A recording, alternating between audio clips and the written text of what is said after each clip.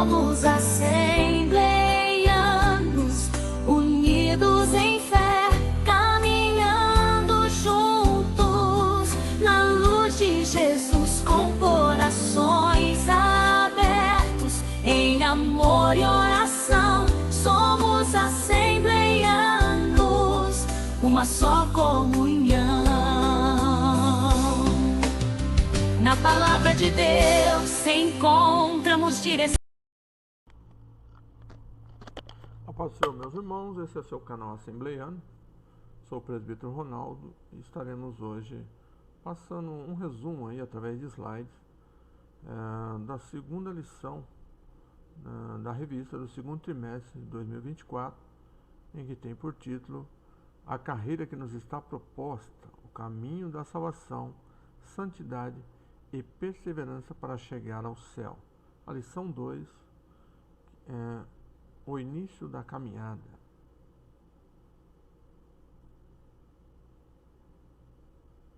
A introdução diz: prosseguindo o estudo da vida cristã como um caminho, analisaremos hoje a escolha da porta estreita e da porta larga.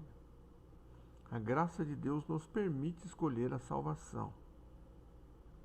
Ponto 1. A pecaminosidade do homem.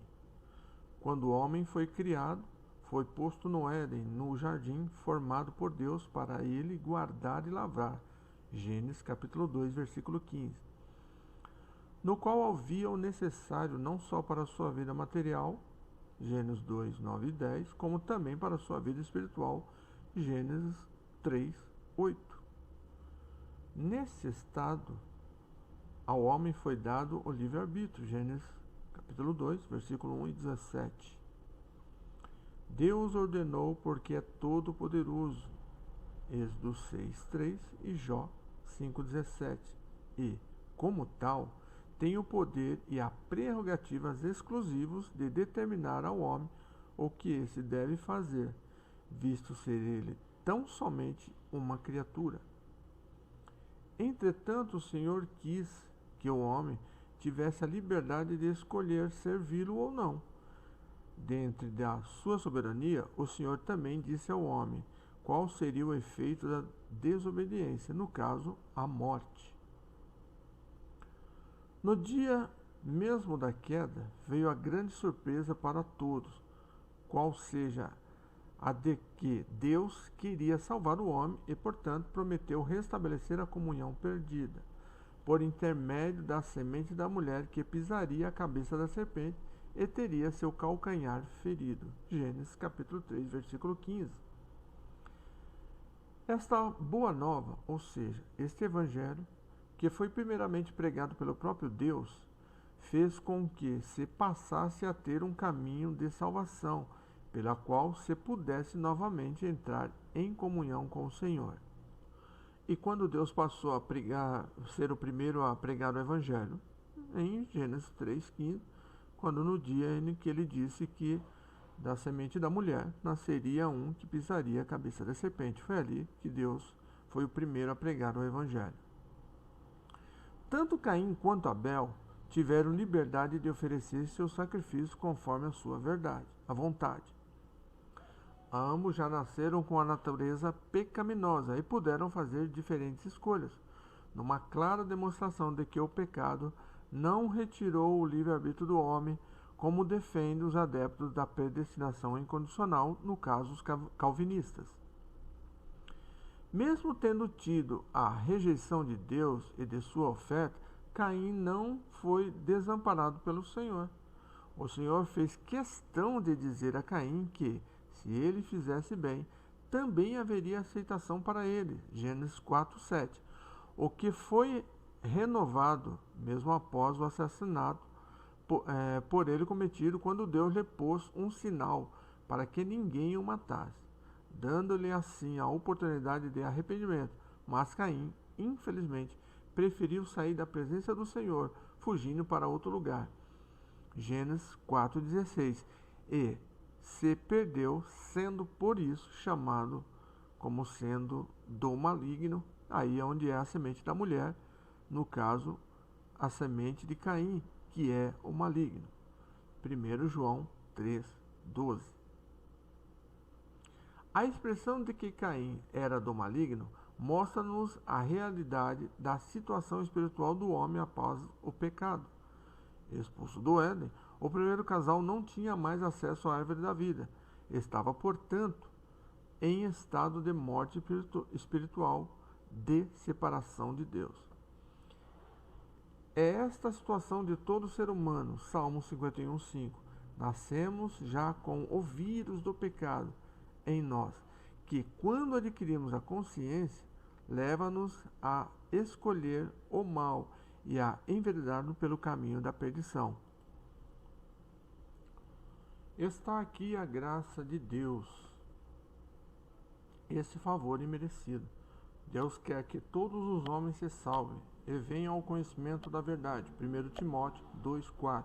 E por isso, estabeleceu um plano para a salvação do homem, o que se dá mediante a fé em Cristo Jesus.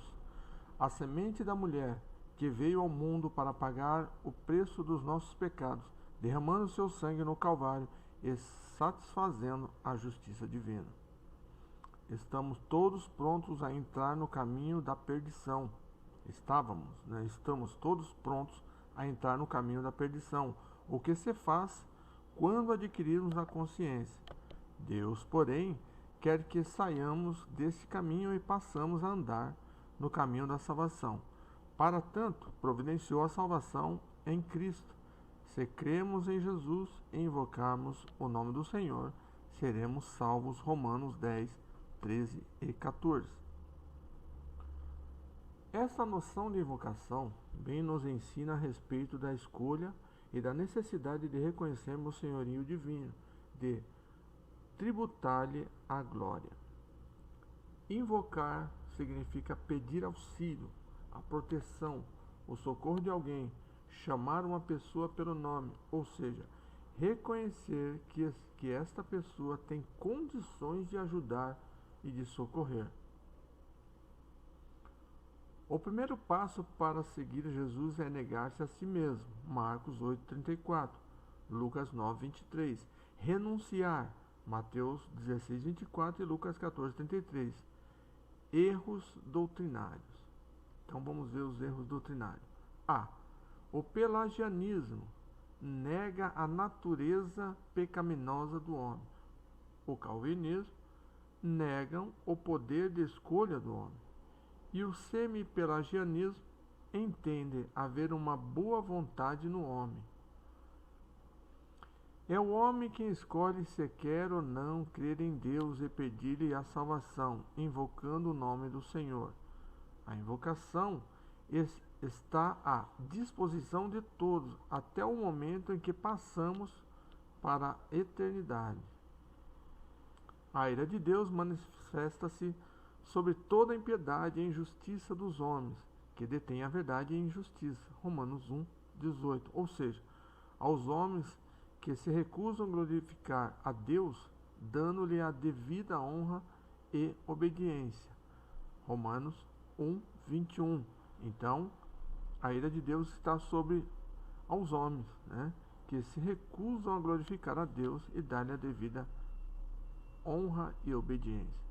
Torna-se, portanto, que se trata de uma consequência do exercício da vontade desses homens, não uma imposição soberana da divindade.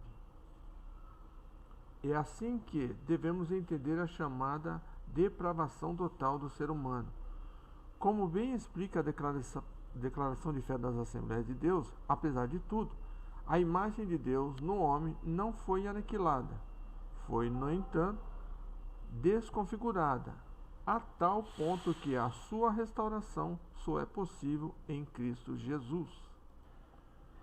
E aí estão as referências para você estar olhando depois, para estar trazendo no ensino na sua classe. A maior demonstração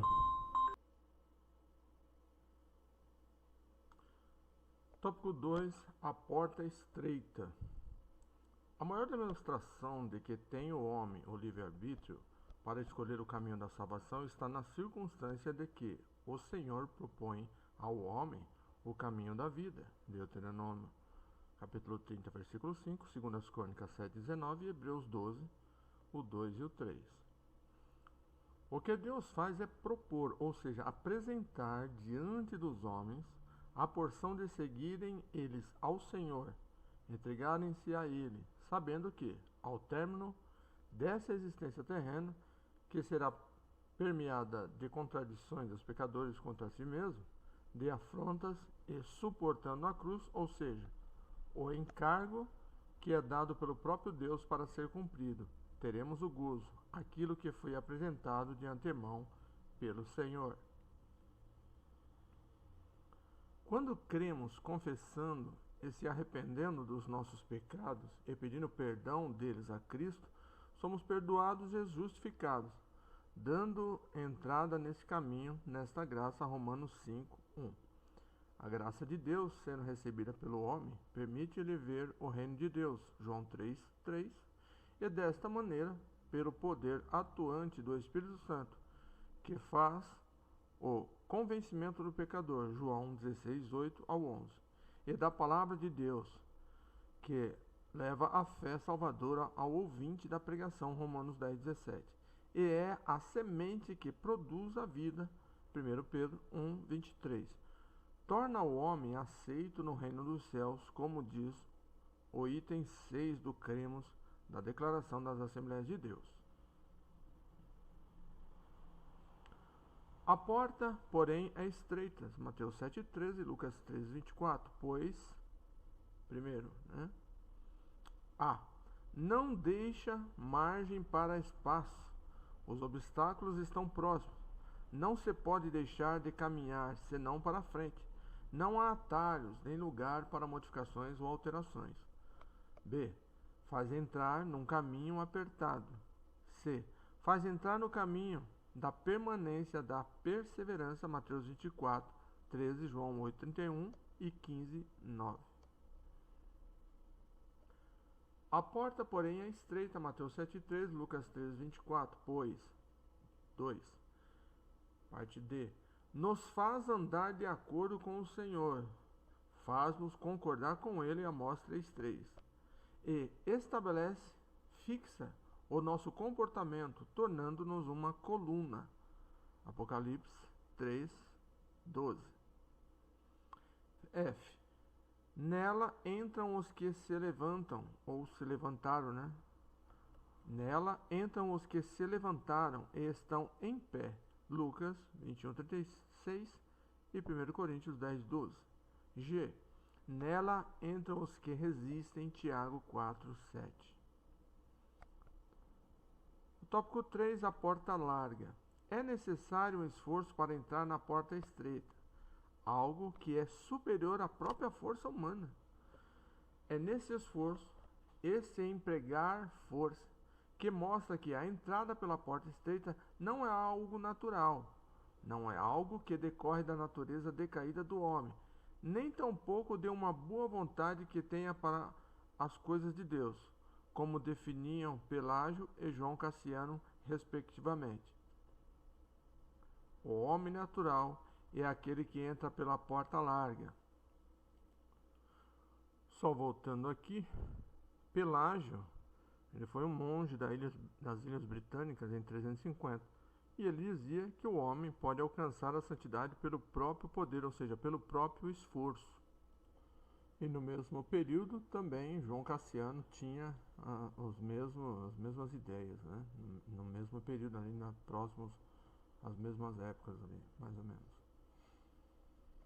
A porta larga é aquela em que se permite que a pessoa se modele, se forme, tome suas atitudes, tome a força que bem quiser, forma esta que será sempre uma deformação, porque o homem já nasce com a natureza pecaminosa, já propenso a praticar o mal e o pecado. Na ilusão de que faz o que quiser e que, mesmo assim, alcançará a vida eterna, o homem natural está, na verdade, sob o domínio do pecado. Gênesis 4:7, João 8:34, sendo mais um produto fabricado para satisfazer os desejos do diabo. João 8:44. Pecado é alguém deixar de lado a vontade de Deus e viver de acordo com a própria vontade, abandonando o que é verdadeiro e legítimo para satisfazer os próprios desejos, pensando que assim obterá felicidade. No entanto, ao fazê-lo, tal pessoa não obtém real facilidade ou desfruta de verdadeiro prazer. Após dentre, a voz do Eterno. Isso são referências, de livros que foram dados aí pelo comentarista. A porta larga é a citação da mentira satânica de que o homem é igual a Deus e pode viver independentemente dele. Gênesis 3:5. Progressismo mostra muito bem isso. E assim passa o homem a fazer o que lhe apraz, o que entende ser correto, não desejando ter conhecimento do Senhor, recusando servi-lo e a lhe fazer orações, está em Jó 21:14-15. A porta larga dá acesso ao caminho espaçoso, um espaço vazio, em que há vaidade, em que o seu caminhante pode fazer o que bem entender, mas que se revela por ter algo sem qualquer consistência e que, sobretudo, leva à perdição. Portanto, se está afastado e separado de Deus e não há como alcançá-lo. Toda esta falsa liberdade de agir nada mais é que a escravidão do pecado, João 8:34, e não se tem outro salário de tal conduta senão a morte, Romanos 6:23. Daí porque ser o caminho que conduz à perdição. A expressão maligna, todos os caminhos levam a Deus, é a síntese desse engano. E outra coisa, nós não fazemos o que o pecado quer, por isso nós somos escravos dele. Quando o pecado nos chama, ou quando o pecado nos expõe a uma situação para que nós venhamos cair e pecar, nós dizemos não para ele, porque ele não tem domínio sobre nós. E nós falamos: aqui, pecado, eu vou fazer a vontade do Pai. É por isso que nós não somos escravos do pecado.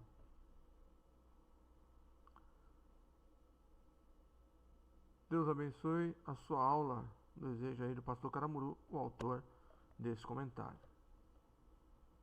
Fique com Deus. Inscreva-se no canal e acione o sininho para estar recebendo novos vídeos. Toda semana trazemos aqui esse conteúdo. Agora somos assembleianos, unidos em fé, caminhando juntos na luz de Jesus, com corações abertos em amor e oração. Somos assembleianos, uma só comunhão. Na palavra de Deus encontramos direção, vivendo em santidade em toda a nossa ação. Proclamamos a graça, o poder do Salvador. Somos assembleianos, servos do Senhor. Somos assembleianos, unidos em fé, caminhando juntos na luz de Jesus, com corações abertos em amor e oração. Somos assembleianos, uma só comunhão. Nas águas do batismo renovamos nossa fé, testemunhando ao mundo do amor que Deus nos dá, com o Espírito Santo guiando nosso viver.